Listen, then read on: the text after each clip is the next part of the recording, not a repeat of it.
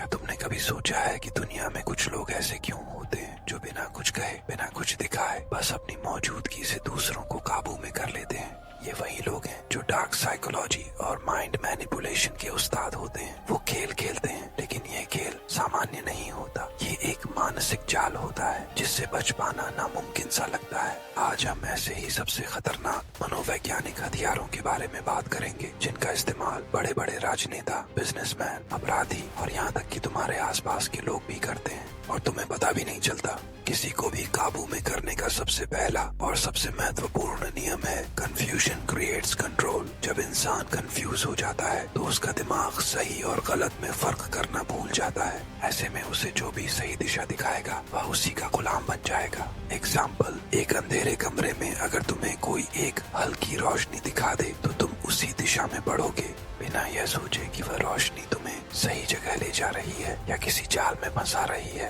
यही ट्रिक बड़े बड़े मनोवैज्ञानिक खिलाड़ियों के हाथ में होती है। डर सबसे ताकतवर हथियार है। जब इंसान डरता है तो वह सोचने समझने की क्षमता खो देता है। इतिहास में देख लो, जितने भी महान तानाशाह हुए हैं उन्होंने पहले लोगों को डराया फिर अपने पक्ष में कर लिया। एग्जाम्पल, हिटलर ने पहले एक काल्पनिक दुश्मन बनाया, फिर लोगों को यह यकीन दिलाया कि अगर वे उसे फॉलो नहीं करेंगे तो उनका अस्तित्व ही मिट जाएगा। अगर तुम भीड़ पर कंट्रोल करना चाहते हो तो बस उन्हें किसी न किसी चीज से डराओ, भविष्य से, गरीबी से, असफलता से, अकेलेपन से, और देखो कैसे वे खुद तुम्हारी बातों को सच मानने लगते हैं। तुम्हें कभी ऐसा महसूस हुआ है कि कोई तुम्हारे सामने झूठ बोल रहा है लेकिन इतने आत्मविश्वास से कि तुम्हें खुद पर शक होने लगता है? इसे कहते हैं गैस लाइटिंग। एग्जाम्पल, कोई अगर बार बार तुम्हें यह कहे कि तू कमजोर है, तू कुछ नहीं कर सकता, तू हमेशा गलत सोचता है, तो कुछ समय बाद तुम्हें खुद भी ऐसा ही महसूस होने लगेगा। यह तकनीक सबसे ज्यादा रिश्तों में इस्तेमाल होती है, जहाँ एक इंसान धीरे धीरे दूसरे के दिमाग को अपने कंट्रोल में ले लेता है। अक्सर लोग सोचते हैं कि जो सबसे ज्यादा बोलता है वही सबसे ज्यादा प्रभावशाली होता है,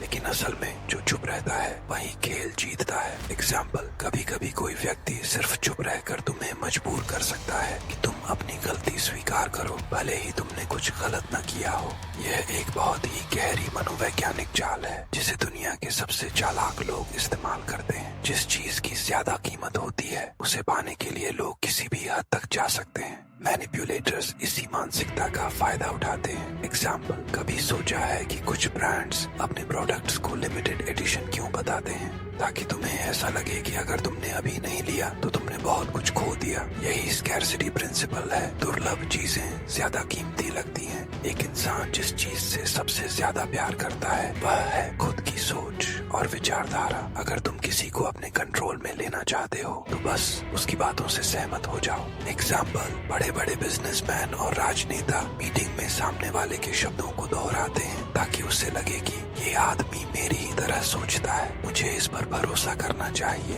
कभी ध्यान दिया है कि कुछ लोग बात करते हैं और तुम बस सुनते ही चले जाते हो? तुम्हें पता भी नहीं चलता कि कब तुम्हारा दिमाग उनकी बातों से पूरी तरह सहमत हो गया। इसे हिप्नोटिक स्पीच कहा जाता है। एग्जाम्पल, बड़े नेता और धर्मगुरु बोलते वक्त शब्दों को धीरे धीरे दोहराते हैं ताकि दिमाग उसे गहराई से स्वीकार कर ले। तुम महान हो, तुम शक्तिशाली हो, तुम में कोई भी काम करने की ताकत है। ऐसे शब्द दिमाग पर गहरा असर छोड़ते हैं। कंक्लूजन, पार्ट 1 का अंत। अब तुम जान चुके हो कि डार्क साइकोलॉजी और मैनिपुलेशन कैसे काम करता है, लेकिन ये तो सिर्फ शुरुआत है। क्या होता है जब ये सारी ट्रिक्स एक साथ इस्तेमाल की जाती हैं? क्या तुम इन्हें पहचान सकते हो या फिर तुम भी इनके जाल में फंस चुके हो और तुम्हें पता भी नहीं? पार्ट 2 में हम इन तकनीकों को और गहराई से समझेंगे और उन खतरनाक केस स्टडीज को देखेंगे जहां इन मानसिक खेलों का इस्तेमाल करके लोगों की जिंदगी पूरी तरह बदल दी गई या कहो बर्बाद कर दी गई। पिछले पार्ट में हमने देखा कि कैसे डार्क साइकोलॉजी और मैनिपुलेशन इंसानों को बिना उनकी जानकारी के कंट्रोल कर सकता है। अब बारी है उन वास्तविक घटनाओं की जहां इन खतरनाक तकनीकों का इस्तेमाल करके लोगों की सोच, भावनाएं और यहाँ तक की पूरी जिंदगी बदल दी गई। ये सब जानकर तुम्हारी आंखें खुली की खुली रह जाएंगी। केस स्टडी 1951 में प्रोफेसर फिलिप जिम्बार्डो ने एक प्रयोग किया जिसे स्टैनफोर्ड प्रिजन एक्सपेरिमेंट के नाम से जाना जाता है। उन्होंने कुछ स्टूडेंट्स को 2 ग्रुप्स में बांटा, आधे जेलर बने, आधे कैदी, और फिर खेल शुरू हुआ।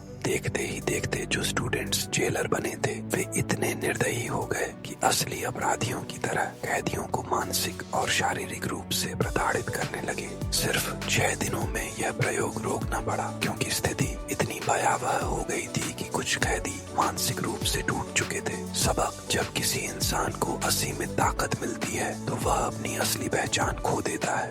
ये दिखाता है कि मनोवैज्ञानिक नियंत्रण कितना खतरनाक हो सकता है। Case study. तो 1961 में स्टैनली मिलग्राम नामक एक वैज्ञानिक ने यह जानने के लिए प्रयोग किया कि लोग किस हद तक किसी आदेश का पालन कर सकते हैं। उन्होंने प्रतिभागियों से कहा कि वे सामने वाले व्यक्ति को इलेक्ट्रिक शॉक दें अगर वह गलत जवाब दे, पर सच्चाई यह थी कि शॉक असली नहीं था, लेकिन प्रतिभागियों को यही महसूस कराया गया कि वे सच में किसी को तकलीफ दे रहे हैं। हैरानी की बात यह थी कि 65% लोग सिर्फ इसीलिए शॉक देते गए क्योंकि उन्हें अथॉरिटी से ऐसा करने के लिए कहा गया था। सबक: इंसान जब किसी सत्ता के सामने होता है तो वह अपनी नैतिकता भूलकर केवल ऑर्डर का पालन करने लगता है। यही कारण है कि इतिहास में बड़े अपराध केवल एक व्यक्ति द्वारा नहीं बल्कि पूरी भीड़ द्वारा किए गए हैं। Case study 3। स्टैनफोर्ड जेल प्रयोग और कई अन्य अध्ययनों के आधार पर जिम्बार्डो ने लूसिफर इफेक्ट की थ्योरी दी। यह बताती है कि कोई भी साधारण इंसान परिस्थितियों के अनुसार एक क्रूर व्यक्ति में बदल सकता है। एग्जाम्पल: नाजी सैनिकों को देख लो।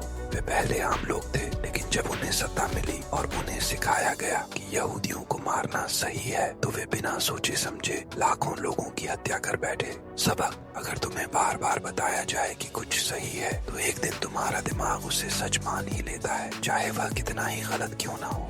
कभी सोचा है कि कुछ लोग तुम्हारी भावनाओं का इस्तेमाल करके तुम्हें कंट्रोल क्यों कर लेते हैं? यह मनोवैज्ञानिक चालें होती हैं जो सीधे तुम्हारे दिमाग पर असर डालती हैं। गिल्ट ट्रिपिंग: सामने वाला तुम्हें अपराध बोध गिल्ट महसूस कराता है ताकि तुम उसकी बात मानो। लव बॉम्बिंग: पहले बहुत प्यार दिखाना फिर अचानक ठंडा पड़ जाना ताकि सामने वाला और ज्यादा अटेंशन पाने के लिए तुम्हारी हर बात माने। साइलेंट ट्रीटमेंट: चुप्पी का इस्तेमाल करके किसी को मानसिक रूप से परेशान करना और अपनी शर्तें मनवाना। सबक: अगर तुम्हें किसी के साथ लगातार ऐसा महसूस होता है कि तुम उसे खोने के डर से उसकी हर बात मानने कीप वर्किंग तो तुम मनोवैज्ञानिक नियंत्रण में हो। आज की दुनिया में मीडिया, राजनीति और बिजनेस का सबसे बड़ा हथियार मनोवैज्ञानिक नियंत्रण है। वे लोगों की सोच को अपने हिसाब से मोड़ते हैं और उन्हें पता भी नहीं चलता। Example: fake news and propaganda. बार बार एक झूठ को सच की तरह दिखाया जाए तो लोग उसे सच मानने लगते हैं। फियर बेस्ड मार्केटिंग: अगर अभी इंश्योरेंस नहीं लिया तो भविष्य में पछताना पड़ेगा। डर का इस्तेमाल करके बेचने की ट्रिक। सोशल मीडिया एल्गोरिथम्स: वही कंटेंट दिखाना जिससे तुम्हारी सोच एक खास दिशा में मोड़ दी जाए। सबक: हर चीज पर सवाल उठाओ जो तुम्हें सच के रूप में दिखाई जाती है। अब तुम समझ चुके हो कि डार्क साइकोलॉजी सिर्फ व्यक्तिगत नहीं बल्कि समाज और पूरी दुनिया के स्तर पर काम करता है।